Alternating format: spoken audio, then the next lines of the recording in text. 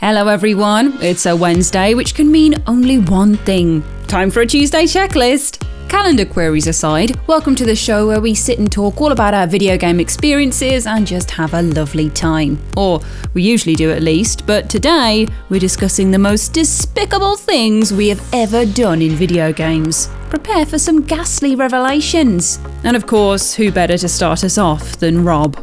So, a despicable thing that I've done. One of many. I know, this could just be all you. I'm going to go for quite a recent one. One of my more recent crimes. One of my most recent crimes. One of my most recent video game crimes. Occurred when I was playing Hitman 3. Regular viewers may know that I got the Platinum Trophy on Hitman 3. I was very proud. I was very proud of myself. In a wonderfully entertaining Platinum Monday. It was so funny. Where the game did not want me to get the Platinum Trophy. It felt like it was very reluctant to relinquish the Platinum Trophy, and there were quite a lot of times where, you know, certain trophy, when I definitely had fulfilled the requirements for that trophy, it didn't pop, and I was like, why hasn't that trophy popped? And then I had to do it another couple of times and maybe finish the level, and then they're going like, okay, now you can have the trophy. And it was quite a stressful time, but eventually I did do it, and I felt very proud of myself, even though the actual moment where I got the Platinum Trophy was the most anticlimactic moment possible. Hooray! You know what this means? Hooray! Like the game had not given me a thing it should have given me, and so I decided to reload the game. And whilst the game was loading, the game then realised, oh, actually, yeah, you did do it, didn't you? So it gave me the platinum. This isn't despicable. This is just a wholesome story. You wait, Ash. This is all the justification. I know where this is going. So, anyway, I got the Platinum Trophy, and I was very happy with that. It was my 8th Platinum Trophy. You know, I'm not a big trophy hunter. I never have been, probably never will be. But for me, that was like, that's cool. I'm nearing the big double digits. I'm nearing the 10th one. I only got 2 more to go now. So I was like, yeah, 8th Platinum Trophy, and everyone in the comments was like, yes, 8 Platinum Trophies, well done, Rob. And then, I don't know who it was, but I saw one comment that was like, Rob, did you know, because I was doing this on PS5, it's like, did you know if you download Hitman 3 on PS4 and just turn it on, the save from PS5 also works on PS4, and you'll just get another Platinum Trophy. No! On PS4. It's awful. No, the dog whisper in your ear. Well, God. well. And don't you say it's awful, Nathan. You've done exactly this. So anyway, I know it's bad, but I wanted it. But I wanted it. I'm so conflicted about this, Rob, because I feel like I've decided that you and I should have a small platinum kind of a tier 2 rivalry. competition. A rivalry, just a small one. But the thing is, Dave, I don't think it will last, because remember, for the longest time you had 0 platinum trophies, and I was like maybe 6 or 7 platinums ahead of you, and now, well, officially you're 1 behind me, because I've got 9 platinum trophies now. Dirty tactics, though. Really, Dirty tactics. we both have the same amount of platinum trophies, and I'm pretty sure you're going to get another one before I get another one. But anyway, I turned the game on PS4, and I just sat there smugly, but also feeling a bit bad, as just every single trophy just went bloop, bloop. Bloop. And it took about 3 minutes, and I captured it, and I just sat there for 3 minutes as every single trophy on Hitman 3 on PS4 popped, and then the platinum just monster. You felt so bad about it. You felt, I feel a bit bad, but you captured the whole thing. Yeah, I know what I'm doing. I know what I'm going to do. And it was, it was both satisfying and despicable at the same time. So, I have 8 platinum trophies, but if you look at my profile, it says 9. So my despicable thing, do you know, it was good that Rob said that he had a long list of crimes, because when we started talking about this feature, Dave was like, my God, Next, what are you going to choose? How will you possibly pick? You've done wrong. And then Dave did actually remind me of this, which is something which I did today. So I think everybody here, and hopefully most of the people watching, will know that Dave and I used to make a show on Access called Access Granted. And within that, we had a segment called One on Onesie. And that it was very long running. Dave and I used to play video games against each other. We used to make certain things. They could be single player games that we would turn competitive, like a time trial in Mad Max or something. Or what we used to love was when we used to get like just cool party games, or like little like fighting games or things like that used to come out. It used to be perfect for one-on-one. So I used to look out for those games. It was my favourite part of Access Granted, but it was incredibly stressful. Because Dave and I are both of a certain personality type, where competition it affects us in different ways. I think I'm more obviously and outwardly a lunatic, but Dave is also, he has these strong only child vibes. He's got, he brings that into the competition. He gets like a serious, when things go wrong, sometimes even when we're on camera, he can't help but show that he has no emotions to give, and nothing is happening in Dave Town anymore. It can be intense. How is this an attack on me? What's going on? You're the despicable one. I have to set the groundwork. I have to justify my awfulness, and it got to the point quite quickly where I would understand what competing with Dave was like, and we went through a phase of like the winner could choose. The last week's loser could choose a game, or we'd bring in games, and I think the rule was Dave just had to win 1 out of 5 rounds in a 5-round game, and he didn't, and it was like, well done, Nath, you've just chosen a game that you know really well and beaten Dave, and I felt fine about that. And then there was another week, and this is where the despicable thing happened, and the despicable thing is that I broke Dave. I broke this calm, centered man, and we were playing Bishy Bashy Special, and I didn't explain the rules to Dave. Break even the calmest of people. Yeah, you can. We've all been there. And I remember really vividly, because there's still one of the things which made One on Onesie fun was sometimes we'd get genuinely mad, and I'd be worried about, Dave must have had it all the time when I used to strop off. But you'd worry, and you'd want it to be a good recording and a good episode, but you'd also worry about the actual human relationship. And so I was winning Bishy Bashy, obviously, because I've been playing it for 20 years and I love it. And it got to a game which I still don't really understand how the game works or how to control it, but it's about mice running around, and the game's making one of the things about Bishy Bashy, which becomes, I should explain, Bishy Bashy is like a PlayStation 1 era Japanese compilation of mini games, and they're really strange and out there, and the mechanics are very odd. It's stuff like, fizz up a can and send it into the orbit, or there's one game called Uncle Launcher, which is about firing naked uncles, I guess, onto a giant plinth held by a Greek Adonis statue. And so this game was about tiny mice running around a small room, I think eating food, strawberries, I think, and you control it, but not necessarily with the D-pad as you might expect, but with the shoulder buttons, and it throws just like an array of noise at you. And so it's like, here's the instructions, and the instructions are like, attention!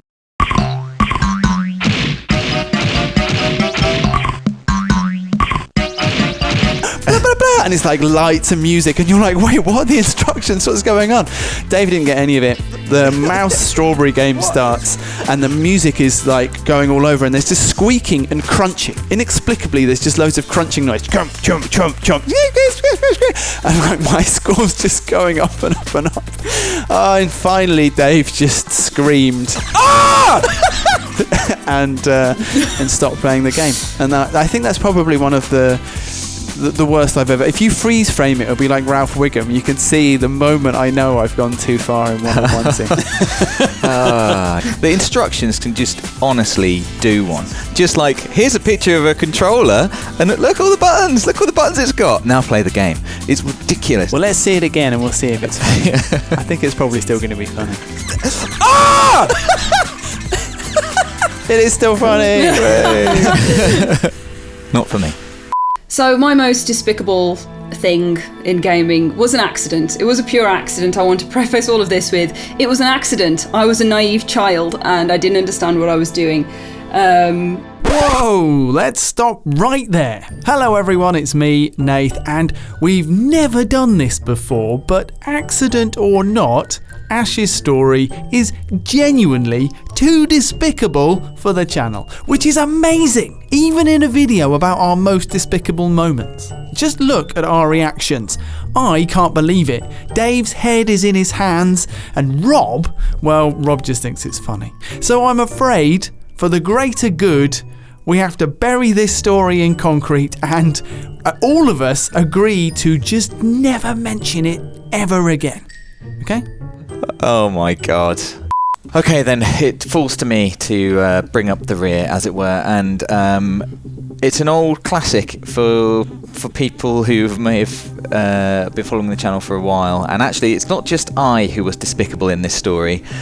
Ash, I'm talking just to you. It was Rob and Nathan too, and I don't know what you're talking about. I feel like it's lived with me for a long I think I time. was despicable in this. I think I was just normal. I'd like to, yeah, Just normal me. normal Rob. It's just one of my crimes. I do jump in with your side of things, but it was a couple of years ago. Fallout 76 had just released, and to celebrate, as we often do, we did a stream. We did a live stream, and being a multiplayer game, we decided that Rob and I would live stream, and just because of how things were set up in the office, we couldn't both be in the same room at that time. So Rob and Nath were in one room. Rob was playing and and talking, and Nath was just sat with him talking, and I was in another room just playing, a silent partner. And we were having some fun in Fallout 76, and I remember we decided to try and find a home or something, and there was somewhere on the map that looked particularly nice, called Deathclaw Island. What could go wrong? A lovely place to visit. Deathclaw Island. It turns out just had Deathclaws on it, and we were like level 1 in this game or something. Like, ridiculous to be there. What were we doing? But it was kind of fun on the stream, and we thought we'd try and defeat this Deathclaw anyway. I guess someone who was watching the stream and also had Fallout 76 thought, I'm going to get involved. I reckon I can get involved with their game. I'll go and help them. And that person's name... A hero, a legend on PlayStation Access was Wouter. Look, it's Wouter! Wouter. Yes, Wouter! Kill it! I think it's Wouter. It could possibly be Wouter, or maybe some other way that we haven't thought of saying it.